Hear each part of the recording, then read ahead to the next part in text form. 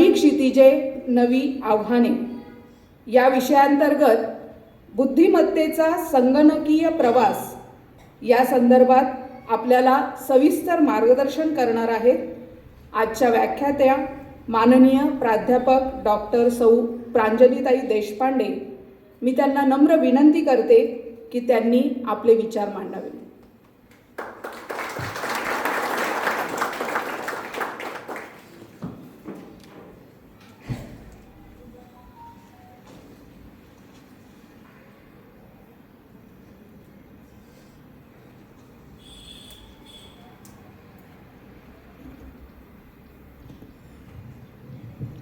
नमस्कार। सर्वप्रथम जिच्या वैभवशाली भूमीवर आपण आहोत त्या भारत मातेला प्रणाम।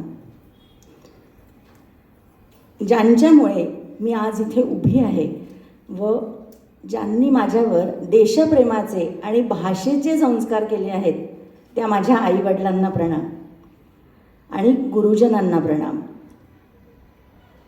माझं खूप भाग्य आहे की माझी आई आज माझ्यासोबत आलेली आहे इथे व्याख्यान ऐकायला। मी स्वतःला खूप भाग्यवान समजते कारण स्त्री शिक्षणासाठी ज्यांनी आपले अवघे आयुष्य वेचले अशा भारतरत्न महर्षी धोंडो केशव कर्वे यांनी स्थापिलेल्या संस्थेत काम करण्याचं भाग्य मला लाभलं आहे। आणि सगळ्यात महत्त्वाचं म्हणजे आपल्या व्यक्तिमत्वाला अभिव्यक्ती देणाऱ्या आपल्या माय मराठीला प्रणाम। माझ्या सर्व गुरुजनांकडून जे काही मी थोडंफार शिकले ते आज तुमच्यापर्यंत पोहोचवण्याचा मी पूर्ण प्रयत्न करेन। आत्ताच जसं दादांनी सांगितलं त्या सर्व वातावरणाचा अनुभव अगदी इथे आल्यापासून येतो आहे आम्हाला। अतिशय छान आल्हाददायक वातावरण आहे, अतिशय छान असा पावन हा परिसर आहे आणि अतिशय सुंदर आमचं आदरातिथ्य तुम्ही सगळ्यांनी केलं त्याबद्दल धन्यवाद। ही संधी मला उपलब्ध करून दिल्याबद्दल श्री गणेश मोफत वाचनालयाच्या सर्व पदाधिकाऱ्यांचे मनपूर्वक आभार। तसेच तळेगाव दाभाडे नगर परिषदेचे नूतन नगराध्यक्ष आणि नगरसेविका इथे आहेत त्यांचे सगळ्यांचे अभिनंदन। ज्यांच्या स्मरणार्थ ही व्याख्यानमाला आयोजित केली जाते ते ॲडव्होकेट पी.व्ही. तथा दादासाहेब परांजपे यांच्या कार्याबद्दल जाणून घेताना प्रकर्षाने मला लक्षात आली ती त्यांची शैक्षणिक सुविधा सुरू करण्यामागची तळमळ व दूरदृष्टी। दादासाहेबांची ही दृष्टी वृद्धिंगत करत कृत्रिम बुद्धिमत्ता या विषयावर व्याख्यानमाला आयोजित केल्याबद्दल सर्व आयोजकांचे मनपूर्वक कौतुक।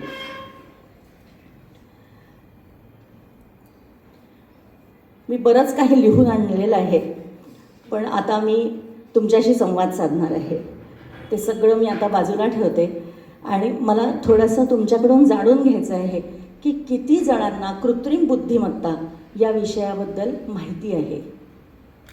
कृत्रिम बुद्धिमत्ता म्हणजे काय हे तुमच्यातल्या किती जणांना माहिती आहे? ते सगळी ज्येष्ठ मंडळी आहेत त्यांनाही माझा नमस्कार पहिल्यांदा।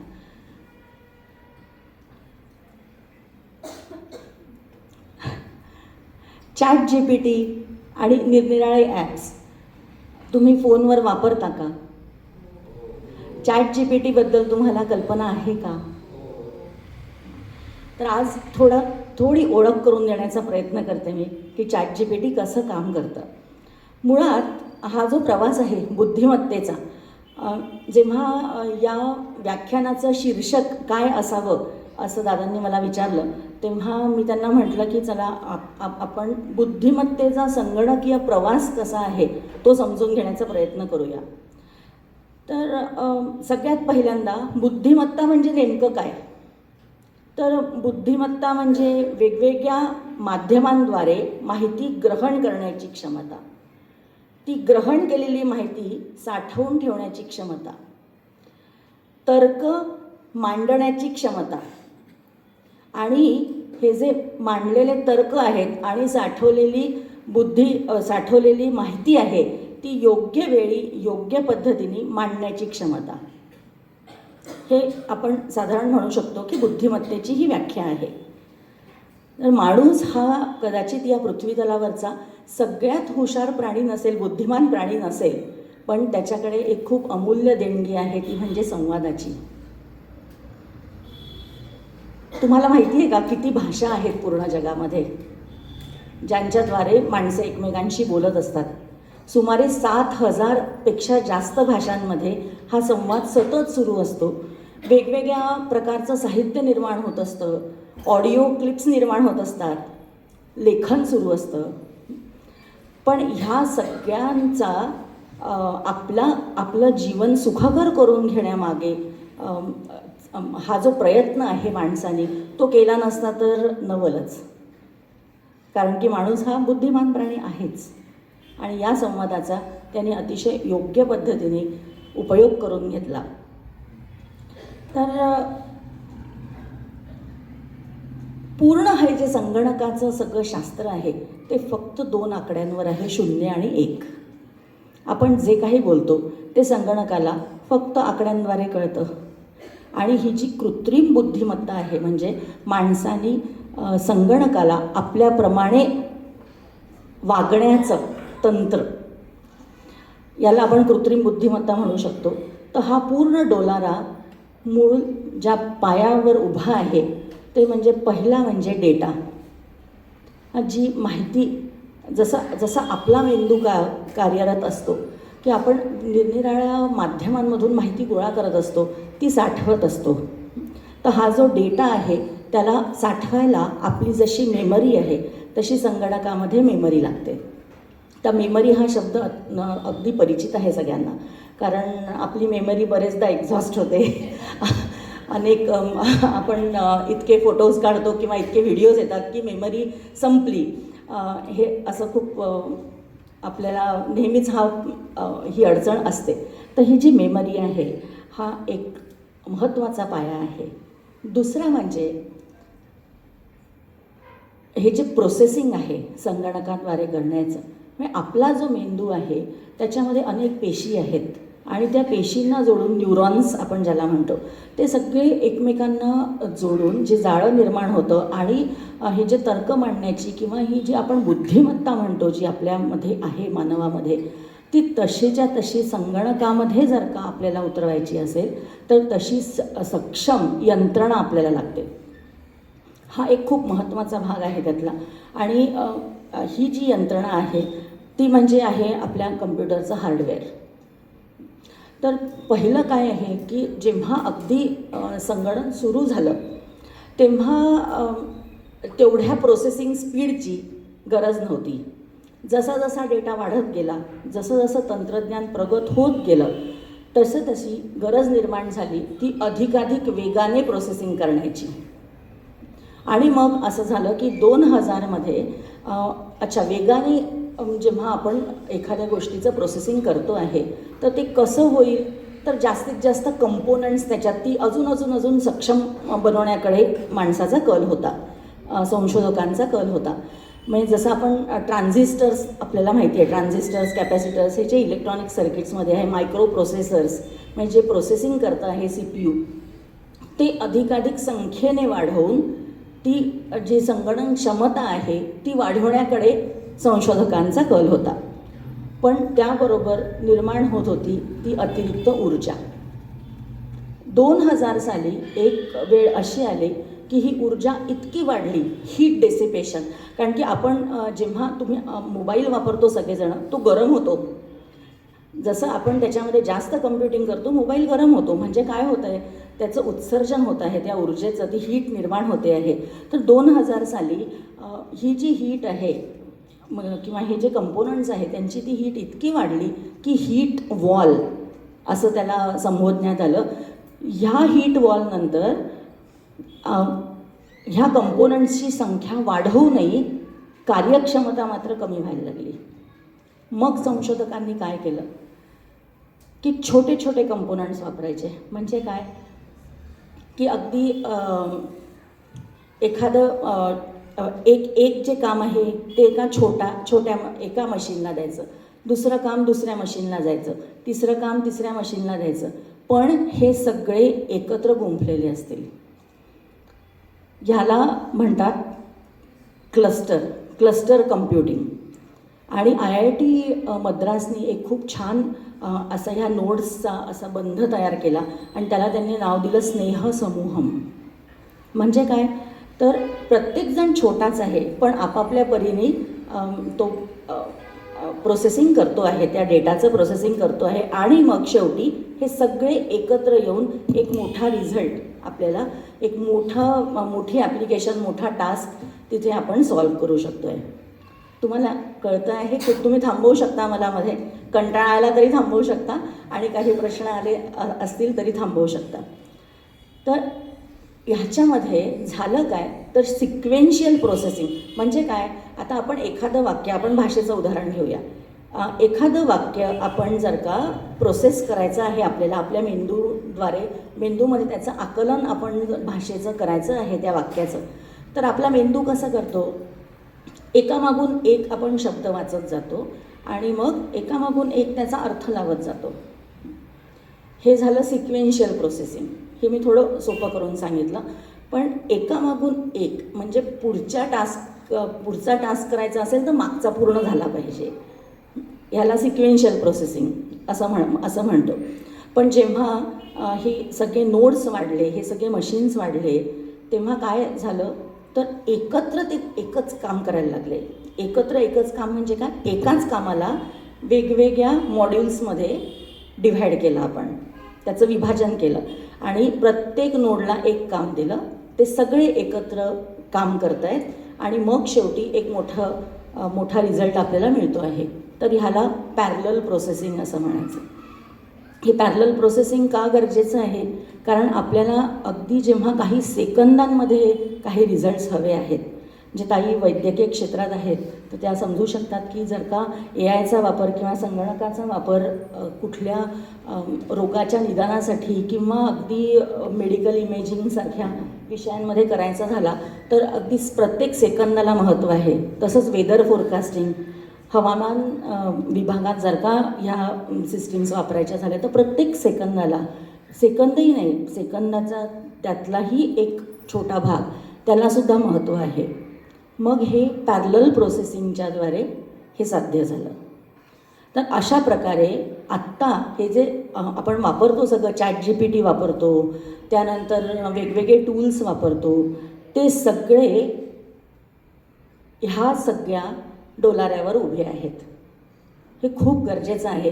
पण यामध्ये आपण एक गोष्ट मात्र विसरतो आहोत की ज्या प्रकारे आपण ती ऊर्जा निर्माण करतो आहे आता, म्हणजे जेव्हा आपण प्रोसेसिंग करतो आहे तर हीट आहेच, ते कंपोनंट्स आहेत, ते पूर्ण ऊर्जा ओढतं, इलेक्ट्रिसिटीचा वापर करतायत आणि ते हीट डिसिपेट करतातच आहे. यामध्ये सगळ्यामध्ये आपण पर्यावरणाचा कुठेही सध्या विचार करत नाही आहोत. हा एक सगळ्यात मोठा त्याच्यामध्ये धोका आहे खरं. आणि त्या अनुषंगाने पण काम पुढे सुरू झालेलं आहे. ग्रीन कम्प्युटिंगसाठी पण अनेक इनिशिएटिव्स आहेत, पण हा एक धोका या सगळ्या हार्डवेअरचा आहे. दुसरा म्हणजे काय, आता हा पहिला पाया झाला.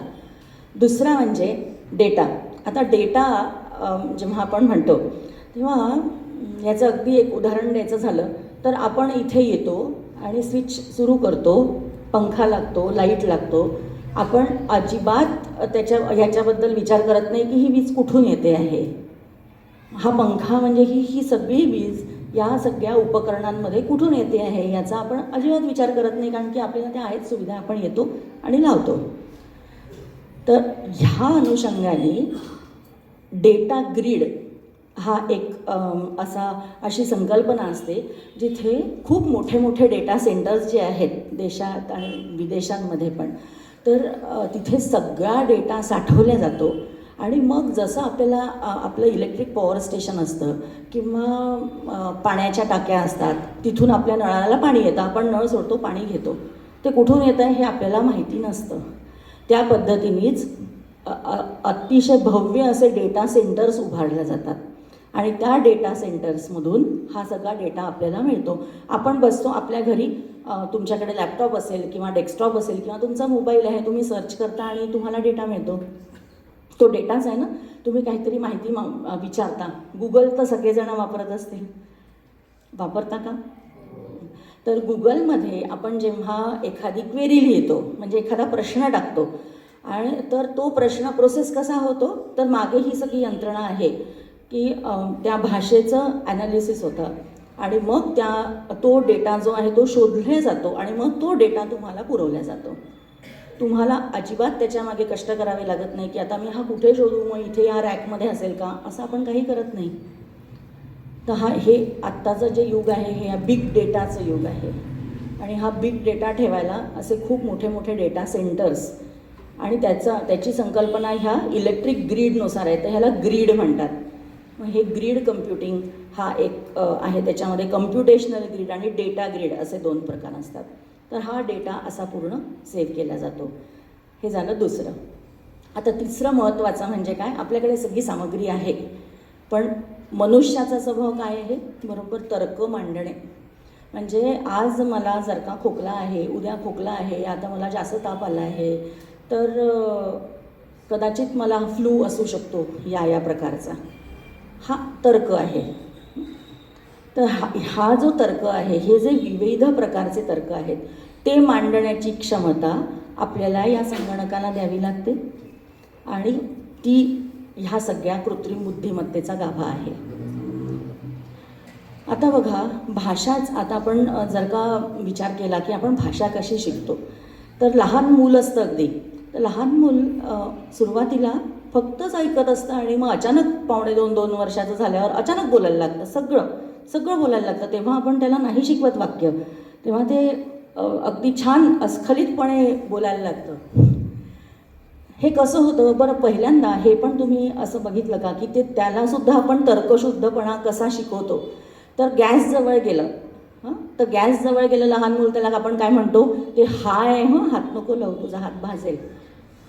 आपण असं म्हणतो का हा गॅस आहे, इथून तुला हे असं गरम आहे, हा वायू बाहेर येईल, इथून तुला हात, असं आपण कधीही त्याला शिकवत नाही. ते हा आहे आणि मग ते हाचा अर्थ जेव्हा ते मूल 10 वर्षाचं होतं तेव्हा ते व्यवस्थित भाषेत मांडू शकतं. बरोबर आहे. हे एक प्रकारचं लर्निंग असतं. म्हणजे जसा आपला मेंदू ही साठवलेली जी सगळी माहिती आहे ती प्रोसेस करतो आणि मग जे रूल्स आपल्याला कळत जातात त्या रूल्सनुसार ती माहिती प्रोसेस करत जातो. हे याला म्हणतात मशीन लर्निंग. आता हे मशीन लर्निंग म्हणजे काय, हेच आहे. कृत्रिम बुद्धिमत्ता म्हणजे काय, माणसाने आपल्याप्रमाणे त्या संगणकाला, त्या सिस्टीमला बनवलेलं आहे. तर मला शिकायचं जर का एखादी गोष्ट असेल तर मी काय करीन, मी ती माहिती संकलन करीन, सगळी माहिती गोळा करीन, त्याचे जे ठोकताळे आहेत, जे तर्क आहेत, त्या अनुषंगाने सगळी माहिती वाचीन आणि मग त्यानंतर मी काही ठोकताळे मांडीन, मग मी त्याचा ॲनालिसिस करीन, मी वेगवेगळ्या पद्धतीने तो तुमच्यासमोर मांडीन, मी लेख लिहीन किंवा मी एखादा व्हिडिओ करीन किंवा अशा वेगवेगळ्या पद्धतीने. तर हे जे आहे हे असं संगणकात कृत्रिम बुद्धिमत्तेद्वारे होतं. तर मी तुम्हाला 3 गोष्टी सांगितल्या. पहिलं म्हणजे तुम्हाला सक्षम अशी सिस्टीम पाहिजे जी पॅरलल प्रोसेसिंग जिने केलं पाहिजे, म्हणजे समांतर असं प्रोसेसिंग झालं पाहिजे. त्यासाठी खूप कंपोनंट्सची गरज नसते. छोटे छोटे नोड्स एकत्र करून मोठी शक्ती, म्हणजे याला आपण म्हणू शकतो की संघटनाची जी शक्ती असते, समूह शक्ती, या समूह शक्तीचं हे सर्वोत्कृष्ट उदाहरण आहे.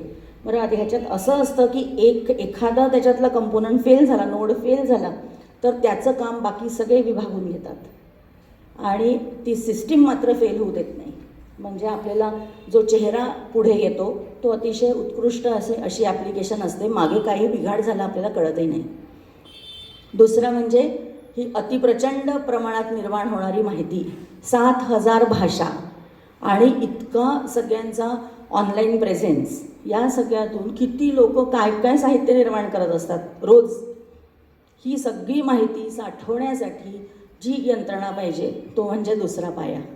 आणि तिसरा म्हणजे ही माहिती आणि हे इन्फ्रास्ट्रक्चर किंवा हे नोड्स वापरून जे प्रोसेसिंग होतं, जे जे तर्कशुद्ध त्याची मांडणी होते, ते तिसरे म्हणजे मशीन लर्निंगचे अल्गोरिदम्स किंवा ज्याला आपण प्रणाल्या म्हणतो, वेगवेगळ्या प्रणाल्या आहेत, त्यांचा वापर करून हे सगळं प्रोसेसिंग होतं. हे 3 कृत्रिम बुद्धिमत्तेचे महत्त्वाचे पायाभूत ज्या यंत्रणा आहेत त्या या आहेत. आता थोडंसं भाषेबद्दल बोलूया. तर आपली ही जी भाषा आहे, म्हणजे मला जेव्हा थोडंसं सांगते की जेव्हा मला काही संगणक क्षेत्रात काम करायची संधी उपलब्ध झाली, तेव्हा माझ्या मनात पहिलं हे झालं की आपण भाषेवरच काम केलं पाहिजे. कारण आपली भाषा इतकी समृद्ध आहे, मराठी भाषा इतकी समृद्ध आहे की त्याच्यावर आपण काम करणार नाही तर कोण करणार? म्हणजे आपल्याकडे जर का ती संधी आहे तर ती केलीच पाहिजे. तर आता ह्या भाषेची प्रक्रिया म्हणजे नॅचरल लँग्वेज प्रोसेसिंग असं त्याला म्हणतात. भाषेची प्रक्रिया संगणक कशी करतो याला नॅचरल लँग्वेज प्रोसेसिंग असं नाव आहे. तर या नॅचरल लँग्वेज प्रोसेसिंगमध्ये 2 भाग आहेत. एक म्हणजे नॅचरल लँग्वेज अंडरस्टँडिंग. म्हणजे काय की भाषा आधी आपल्याला समजून घ्यावी लागते. संगणकाला जशी आपण समजून घेतो तशी संगणकाला आधी भाषा समजून घ्यावी लागते. आणि मग दुसरा मुद्दा काय आहे किंवा दुसरा भाग त्यातला काय आहे तर नॅचरल लँग्वेज जनरेशन. म्हणजे काय, आता हे जे तुम्ही सगळं टाईप करता आणि प्रश्न विचारता त्याची छान अतिशय मुद्देसूद पद्धतीने वेगवेगळे शब्द वापरून नवीन वाक्यांच्याद्वारे तुम्हाला तो लेख किंवा ते लिहून येतं. जे ChatGPT वापरत असतील त्यांना याचा अनुभव येत असेल किंवा तुम्ही गुगलही वापरत असाल तर तिथे तुम्हाला ती माहिती अशी छान येते सगळी. हे म्हणजे जनरेशन होत आहे, नवीन वाक्याचं जनरेशन होत आहे. तर असे हे 2 भाग आहे नॅचरल लँग्वेज प्रोसेसिंगचे. तर आता अंडरस्टँडिंग म्हणजे काय, आपण कुठून आपण भाषा कशी शिकतो, शब्दांपासून शिकतो. पहिल्यांदा आपल्याला शब्द शिकावे लागतात, तसेच आपल्याला संगणकाला सुद्धा शब्द शिकवावे लागतात. त्याला म्हणतात मॉर्फोलॉजिकल ॲनालिसिस. म्हणजे आधी एखादं वाक्य दिलं, त्यातले शब्दांवर लक्ष द्या. मग ते शब्द कसे फॉर्म झालेले आहेत, त्यांना कोणते प्रत्यय लागलेले आहेत, आपण वाक्य चालवतो तसं ते वाक्य कसं चालतं आहे, हे सगळं आपल्याला संगणकाला शिकवावं लागतं. दुसरा म्हणजे काय, आता शब्द झाले, दुसरा भाग त्यातला आहे वाक्य. त्या शब्दांमध्ये ते शब्द गुंफून एखाद्या भाषेतलं वाक्य, त्याचे रूल्स कसे आहेत. तर आता ह्याच्यात एक खूप महत्त्वाची गोष्ट आहे जी आपल्याला लक्षात घ्यायला पाहिजे की तंत्रज्ञान हे भाषेसाठी मारक आहे असं आपण खूप वेळा ऐकतो, जे अगदीच चुकीचं आहे. कारण की मुळात तंत्र आपण कशाला म्हणावं हा एक खूप मुद्दा लक्षात घेण्यासारखा आहे. माणूस जेव्हा आधी स्वतःला तो कसा व्यक्त करत होता तर देहबोलीद्वारे व्यक्त करायला लागला. मग हे जे स्वर यंत्र आहे ते वापरायला सुरुवात होते.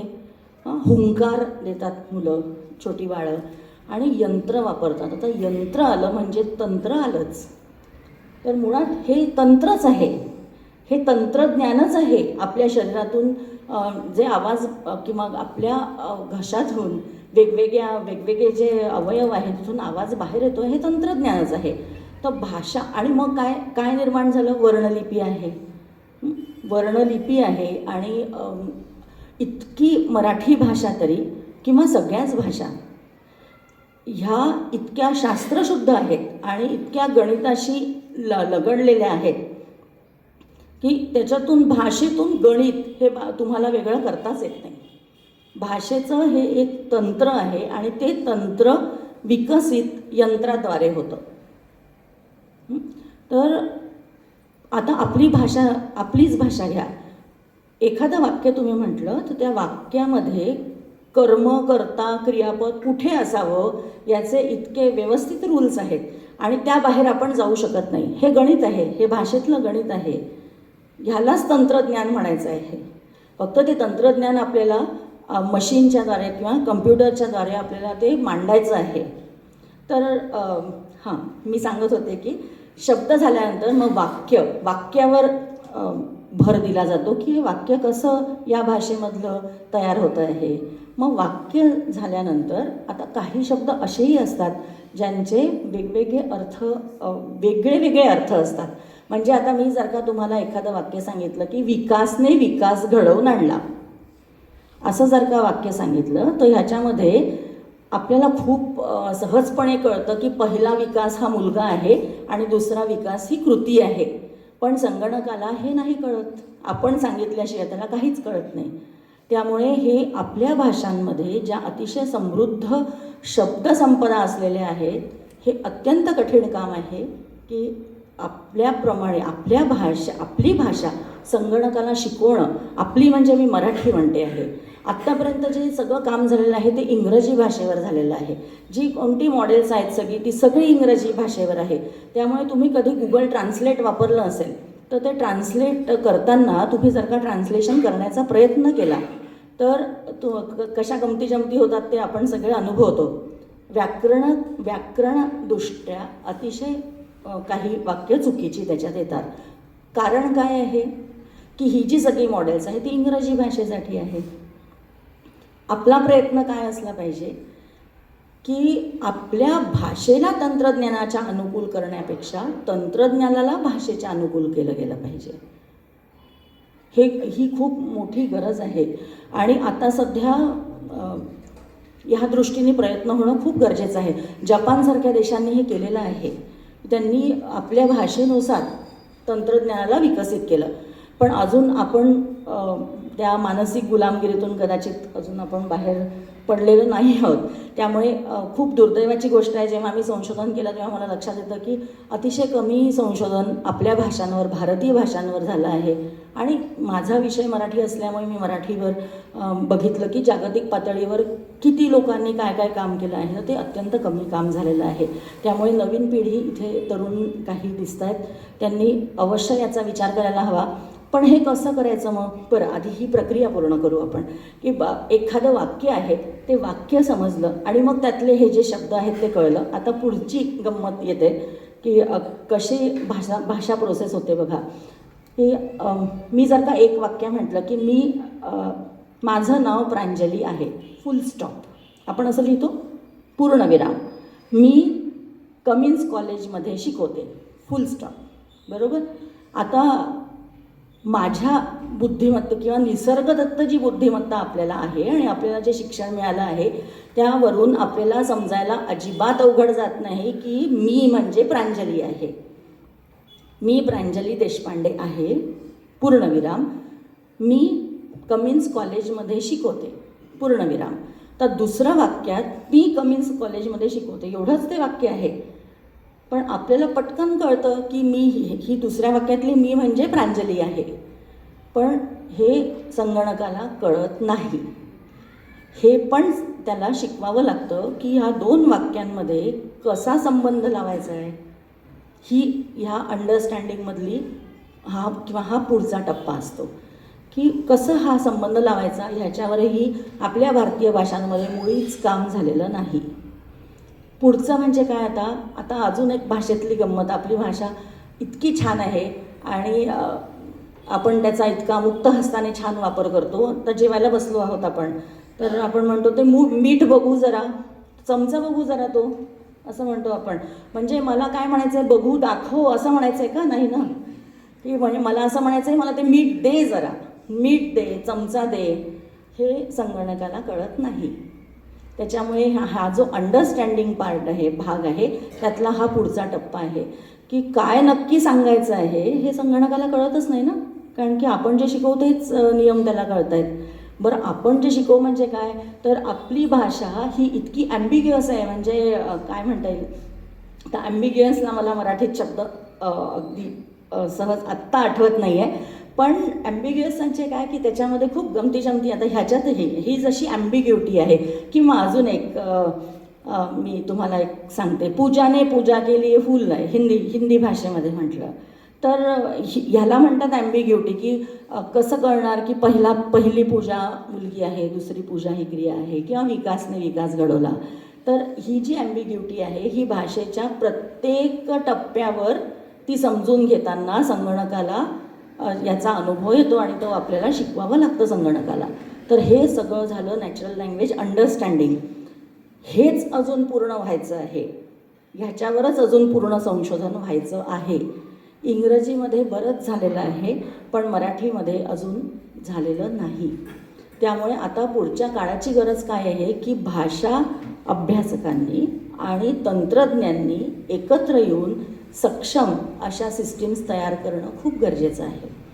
जर का कृत्रिम बुद्धिमत्तेचा आणि मुळात काय आहे की त्यापासून दूर पळून उपयोग नाही आहे. कारण इतक्या वेगाने जग बदलतं आहे, इतक्या वेगाने जग पुढे चाललं आहे की आपली भाषा जर का आपल्याला जागतिक स्तरावर पोचवायची असेल तर तंत्रज्ञानाशिवाय पर्याय नाही.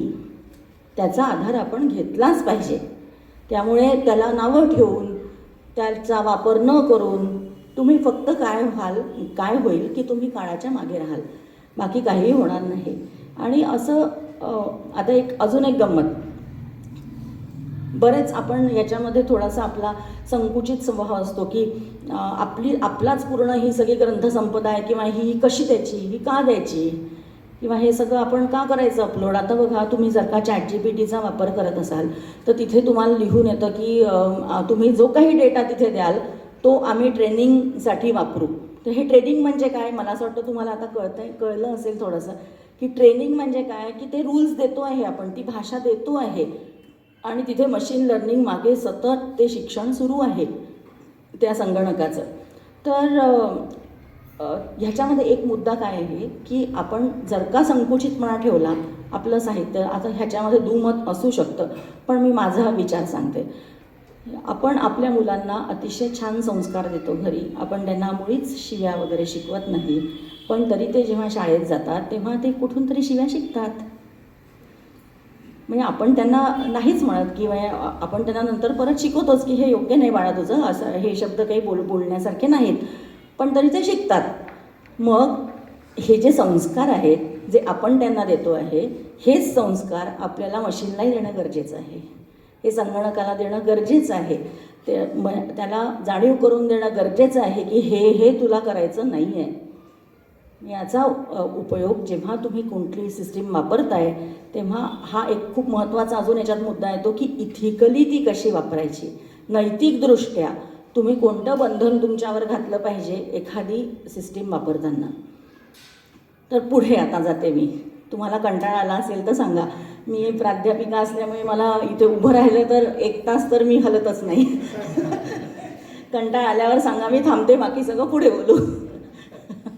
तर दुसरं हे जे आहे आता नॅचरल लँग्वेज जनरेशन. त्या जनरेशनमध्ये काय आहे की आपली भाषा ती जशी आहे तिच्या अंगासकट आशयासकट जर का संगणकाला आपल्याला शिकवता आली किंवा त्याला ती कळली तर किती मजा येईल. म्हणजे आपले सगळा जो प्रॉब्लेम आहे तो सगळे सॉल्व्ह होऊन जातील. तर ह्याचा प्रयत्न करून नॅचरल लँग्वेज जनरेशनमध्ये एक खूप असं विकसित एक प्रणाली निर्माण गेली 2020मध्ये. ती म्हणजे ट्रान्सफॉर्मर मेकॅनिझम, त्याला म्हणतात ट्रान्सफॉर्मर मेकॅनिझम. आता हे जे ChatGPT आहे, जेमिनाय आहे, आपण बघतो की इमेज जनरेट होतात वेगवेगळ्या. आत्ताच म्हणत होतं की तो पण व्हिडिओ बघितला की किती छान राम मंदिरात राम हसतो आहे. असे जे वेगवेगळे सगळे इमेज जनरेशन, व्हिडिओ जनरेशन जिथे जिथे येतं आहे आता, ते म्हणजे ऑलरेडी आता अंडरस्टँडिंग झालेलं आहे, शिकलेलं आहे संगणक. आता पुढे त्याला त्या शिक्षणावर नवीन काहीतरी जनरेट करायचं आहे. तर त्यामध्ये ज्या प्रणाल्या आहेत त्या तर म्हणजे इतक्या अगदी स्तिमित करतात तुम्हाला. आता हे जे होतं ना इमेज जनरेशन जे होतं, तर ते कसं होतं, तर ती सिस्टीम त्यांनी बघा कशी तयार केली आहे, अगदी मानवी स्वभावाप्रमाणे तयार केली आहे की एक शिक्षक आहे किंवा एक माणूस आहे की जो फेक इमेजेस आजकाल खूप त्याचं पेव आहे, बरोबर आहे, ही फेक इमेज आहे, ही खरी नाही आहे. तर एक जे मॉडेल आहे त्याला ट्रेनिंग दिलं जातं. आता तुम्हाला थोडंसं मी जे सांगितलं ते इथे थोडंसं अप्लाय करण्याचा प्रयत्न करा की ट्रेनिंग डेटा आहे आपल्याकडे खूप इमेजेस आहेत. एका मॉडेलला त्याचं ट्रेनिंग दिलं गेलं, दुसरं मॉडेल हे इमेज जनरेट करतं आहे कुठली खोटी इमेज जनरेट करतं आहे. तर आता हे काय करणार, हे मॉडेल काय करणार, ते इमेज जनरेट करणार. आणि हे मॉडेल काय करणार, तर ते सांगणार की नाही ही चुकीची आहे इमेज, ही फेक आहे, ही बरोबर नाही आहे, असं हे दुसरं मॉडेल सांगणार. पण त्याचबरोबर ही स्पर्धा या दोन मॉडेल्समध्ये लागलेली आहे. पण हा जेव्हा दुसरं मॉडेल जेव्हा सांगतं आहे की ही इमेज फेक आहे, ही बरोबर नाही आहे, त्याबरोबर ते मॉडेल हे पण सांगतं आहे की तू कुठे चुकतोयस, मदत करताय त्याला की तू इथे चुकतोयस, हे तू थोडंसं केलं तर कदाचित तुझी इमेज अजून चांगली खऱ्यासारखी होईल, खऱ्या इमेजसारखी होईल. मग हे शिक्षण घेऊन ते मॉडेल पुन्हा इमेज जनरेट करतं. ही प्रोसेस, ही जी सगळी प्रक्रिया आहे ही केव्हा थांबते, जेव्हा हे दुसरं मॉडेल या पहिल्या मॉडेलला फसवण्यात यशस्वी होतं. जेव्हा हे दुसरं मॉडेल म्हणतं की आता ही इमेज बरोबर आहे, म्हणजे काय झाली फेक इमेज जनरेट आणि ती आली तुमच्यापर्यंत. ही अशी यंत्रणा त्या पूर्ण इमेज जनरेशन, फेक इमेज जनरेशनच्या मागे असते. तसंच लँग्वेज अंडरस्टँडिंग किंवा आपण जो आशय म्हणालो, आशय कसा कळतो, तर त्याच्यामधला जे सगळे शब्द आहेत त्या शब्दांना एक आकडा दिला जातो आणि ते आकडे एकमेकांशी मॅच केले जातात आणि मग जो जवळचा शब्द आहे तो तुम्ही वापरा नवीन जे वाक्य आहे ते जनरेट करण्यासाठी. हे सगळं तंत्रज्ञान हे ChatGPT वापरतं. तर असं सगळं नॅचरल लँग्वेज जनरेशनमध्ये येतं. मग याच्यामध्ये इमेजेस झाल्या, याच्यामध्ये व्हिडिओज झाले, आपण बघतो किती फेक व्हिडिओज आहे. तर हे सगळं तंत्रज्ञान, ह्या सगळ्या प्रणाल्या त्याच्या मागे आहेत जे ऑलरेडी अंडरस्टँड झालेलं आहे आणि मग पुढे ते जनरेट करता आहे. तर हा असा कृत्रिम बुद्धिमत्तेचा खेळ आहे. अगदी शेवटी जाताना मला वाटतं मी थांबते आता, बराच वेळ झाला. मोबाईल्स बाहेर यायला लागले आहेत त्यामुळे आता थांबावं. तर एक मी लिहिलेला लेख आहे तो मी थोडासा वाचते आणि मग थांबते. मला असं वाटतं की आज जे काही मी बोलले त्याचा थोडासा तुम्हाला फायदा झाला असेल कळण्यामध्ये. कृत्रिम बुद्धिमत्ता म्हणजे काय हे तुम्हाला याची कल्पना आली का थोडी? तुम्हाला काही प्रश्न असतील तर नक्की मला विचारा, पण मी आधी माझं बोलणं संपवते.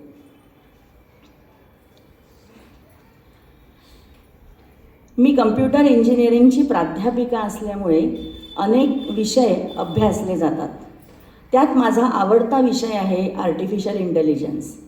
मानवाचे संगणकाला स्वतःसारखे बनवण्याचे सुरू असलेले अविरत प्रयत्न. खरं तर माणूस, त्याचं मन, त्याची निर्णय क्षमता, प्रत्येकाची एक स्वतःची अशी बुद्धिमत्ता हे गुंतागुंतीचं न सुटणारं कोडं आहे. कोणामध्ये अफाट वेगानं गणितं सोडवण्याची क्षमता आहे, तर कोणाकडे वाद्यांवर हळूवार फिरणारी बोटं आहेत. कोणी मुत्सद्दीपणाने लोकांना जिंकतो, तर कोणी हळूवारपणा जपत जगन्मित्र होतो. पण सगळ्यात क्लेशदायक गोष्ट ही की अगदी जन्मापासून असणारं हे प्रत्येकाचं स्वतंत्र अस्तित्व इतकं क्षणभंगूर असावं. एका क्षणात होत्याचं नव्हतं होऊन हे सगळं लुप्त व्हावं यासारखं दुर्दैव कोणतं? आत्मा अमर असला तरीही त्याची ओळख शेवटी शरीरामुळेच असते ना. हे सगळे विचार मनात आले की माणसाची यंत्राला स्वतःसारखे बनवण्याची धडपड किती तोकडी आहे हे लक्षात येतं. पण तरीही मंडळी, आपल्याला आपल्या देशाचं, आपल्या भाषेचं अस्तित्व टिकवून ठेवून त्याला जगन्मान्यता मिळवून द्यायची असेल, ते वृद्धिंगत करायचं असेल, तर याच यंत्राद्वारे, मुख्यत्वे संगणकाद्वारे करणं याला पर्याय नाही. ही एका नवीन विचाराची सुरुवात आहे आणि अजिबात भीती बाळगायची गरज नाही की यंत्र ही माणसांना रिप्लेस करतील. असं कधीही होणार नाही, कारण की माणूस हा अत्यंत बुद्धिमान प्राणी आहे. हा प्रश्न कदाचित हा मुद्दा तेव्हा भेडसावला असेल लोकांना जेव्हा कॅल्क्युलेटर्स आले, की आता आपल्याला काही आकडेमोड करताच येणार नाही की काय. मग आले संगणक, मग लोकांना तेव्हा वाटलं असेल की आता आपल्या नोकऱ्या जातील, संगणक आले, आपलं काम कमी होईल. तशीच भीती आत्ताही वाटते की कदाचित आता माणसांना रिप्लेस करतील का, असं कधीही होणार नाही. आपल्याला करायचं काय आहे तर ह्या तंत्रज्ञानाचा चांगल्यात चांगला उपयोग करून घेऊन अजून चांगल्या गोष्टी करायच्या आहेत. चांगल्या गोष्टींसाठी, विधायक कामांसाठी या तंत्रज्ञानाचा वापर करणं ही काळाची गरज आहे. त्यांनी आपली कामं बरीच सोपी होणार आहेत. पण म्हणून मी पुन्हा एकदा सांगते की भाषा तज्ज्ञांनी आणि तंत्रज्ञांनी एकत्र येऊन काम करण्याची आगामी काळात खूप गरज आहे. एवढे बोलून मी थांबते. धन्यवाद. तुम्हाला काही प्रश्न असतील तर